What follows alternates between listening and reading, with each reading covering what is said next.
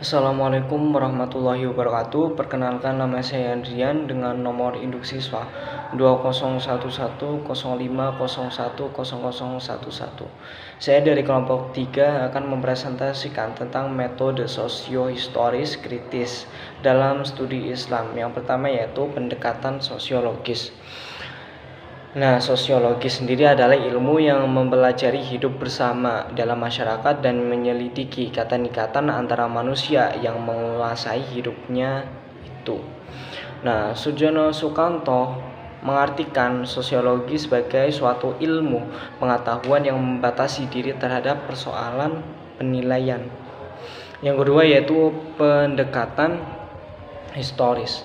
Nah, historis atau sejarah adalah suatu ilmu yang di dalamnya dibahas berbagai peristiwa dengan memperhatikan unsur, tempat, waktu, objek, latar belakang, dan pelaku dari peristiwa tersebut. Nah, pendekatan sejarah ini amat penting dalam memahami agama, karena agama itu sendiri turun dalam situasi dan kondisi bahkan berkaitan dengan kondisi sosial masyarakat. Dan yang selanjutnya yaitu adapun beberapa pendekatan sejarah, ada 5 teori yang bisa digunakan, yaitu idealist approach, yaitu seorang peneliti yang berusaha memahami dan menafsirkan fakta sejarah dengan mempercayai secara penuh fakta dan tanpa adanya keraguan. Yang kedua yaitu reductionist approach, seorang peneliti yang berusaha memahami dan menafsirkan fakta sejarah dengan penuh keraguan. Yang ketiga yaitu diakronik, yaitu penelusuran sejarah dan perkembangan suatu fenomena yang sedang diteliti. Yang keempat yaitu sinkronik atau kontekstualisasi atau sosiologis kehidupan yang mengitari fenomena yang sedang diteliti. Yang selanjutnya yaitu teori, yaitu sistem nilai atau budaya. Dan selanjutnya yaitu pendekatan kritis. Ada beberapa pengertian yang didefinisikan oleh beberapa tokoh. Yang pertama yaitu Wijaya. Wijaya mendefinisikan berpikir kritis, yaitu kegiatan menganalisis ide atau gagasan ke arah yang lebih spesifik, membedakannya secara tajam, memilih, mengidentifikasikan, mengkaji, dan mengembangkan ke arah yang lebih sempurna.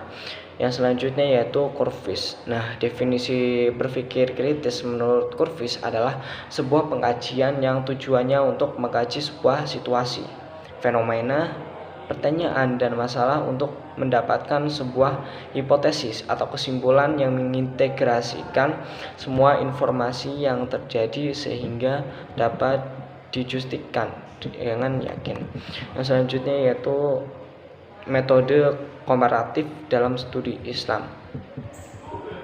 Nah, pengertian pendekatan komparatif. Pengertian komparatif yang dikemukakan oleh William Peden yaitu bahwa komparatif adalah studi terhadap dua objek atau lebih dalam pengertian faktor yang sama, suatu faktor yang sama di mana ia terkait secara baik dengan persamaan atau perbedaan antara objek-objek eksplisit atau implisit.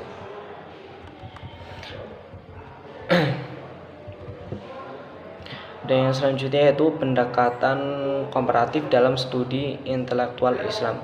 Nah, bila ditinjau dari segi unsur-unsur yang terdapat dalam komparatif serta tujuan dan makan yang terkandung di dalamnya, dapat diasumsikan bahwa praktek metode komparatif tersebut selalu muncul di kalangan intelektual baik dalam hal bentuk maupun sifat. Yang selanjutnya yaitu tokoh dari karya utama pendekatan komparatif. Dalam ada banyak contoh karya baik klasik maupun kontemporer yang menggunakan pendekatan komparatif. Nah, karya-karya tersebut secara umum dapat dikatakan menggambarkan dan menguraikan perbedaan yang terdapat dalam objek kajian. Nah, pengaruh perbedaan tersebut, uraian keunggulan dan kelemahan objek kajian, dan lain sebagainya.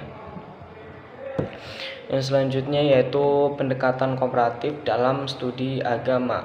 Nah, perbandingan agama merupakan sebuah disiplin ilmu yang mengkaji usul-usul struktur dan usul-usul berbagai agama dengan maksud untuk mendapatkan perbedaan dan persamaan yang terdapat di dalamnya. Nah, sejauh mana hubungan antara suatu agama dengan lainnya dan lain sebagainya. Perbandingan agama mencoba melihat bagaimana sebuah nilai-nilai agama diterapkan dalam kehidupan dan mengakibatkan perbedaan dalam penilaian dan tindakan. Nah, studi agama akan memperbandingkan hal tersebut. Yang selanjutnya yaitu pendekatan komparatif dalam studi Islam. Nah, saat ini ada orang mempelajari agama dengan membahas Tuhan, lalu membandingkan dengan Tuhan menurut agama lain. Nah, ada yang mempelajari Islam dengan mengaji Al-Quran, lalu dibandingkan dengan kitab suci agama lainnya. Nah, ada yang mempelajari kehidupan Nabi Muhammad, lalu membandingkan dengan nabi agama lain. Semuanya itu merupakan contoh kajian agama dengan menggunakan pendekatan komparatif.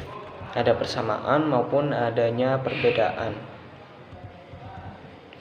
Mungkin hanya itu yang dapat saya sampaikan, kurang lebihnya saya mohon maaf yang sebesar-besarnya. Saya akhiri, wabillahi taufiq wal hidayah. Wassalamualaikum warahmatullahi wabarakatuh.